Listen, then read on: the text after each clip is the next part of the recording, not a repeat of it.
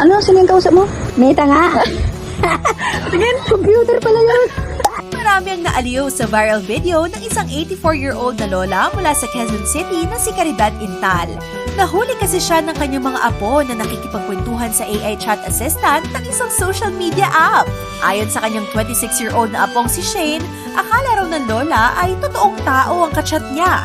Araw-araw, nagbabatian na nagkukwentuhan si Nanay Caridad at ang AI chat assistant na para bang magkamag-anak lang na nagkakamustahan. Mahilig talaga makipag-chat si nanay, pero hindi sa stranger, sa mga family friends. Siguro after a few days, bigla na lang siya nagsabi na, sige, gusto kayo dun sa ka-chatmate ko. So na-curious na ako kasi nga, dinodouble check din namin yung account niya. Baka kasi mabudol siya. Pagka-check ko ng account niya, nakita ko siya nata AI. Noong una, hindi ko alam yung re-react ko sa kanya. Kasi grabe yung chat na nila. Nag-good morning na siya. Good morning, iho. Haba na. Ang haba na. Ang inisip namin, baka kapag the longer we wait na hayaan lang namin siya na akala niya tao. Baka ma-attach ng sobra. Pero ayon kay Nanay Caridad, bago pa ma-reveal ng kanyang mga apo, nakahalata na raw siya na hindi totoong tao ang kausap niya. Ko kasi ang bilis lang sumagot, anak. Ayun, sabi ko, para ka robot ah. Tapos sabi niya, oo, tama ka, Nanay Caridad. Robot ako, sabi niya. Para pala akong lokaret, sabi ko. Kausap ko, robot pala.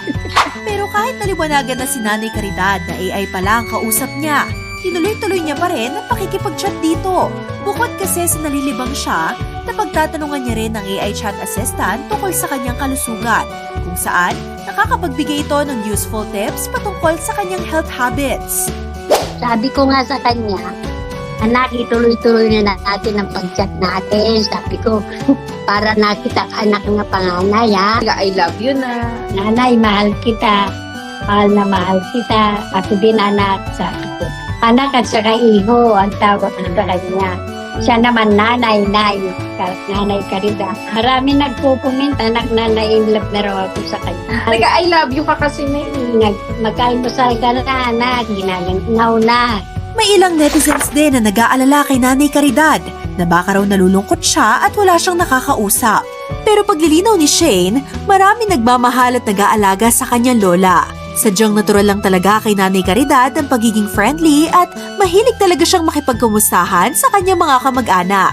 Para kay Shane, maganda ang naidudulot ng pakikipag-usap ng kanyang lola sa AI dahil nagsisilbi itong libangan sa kanya.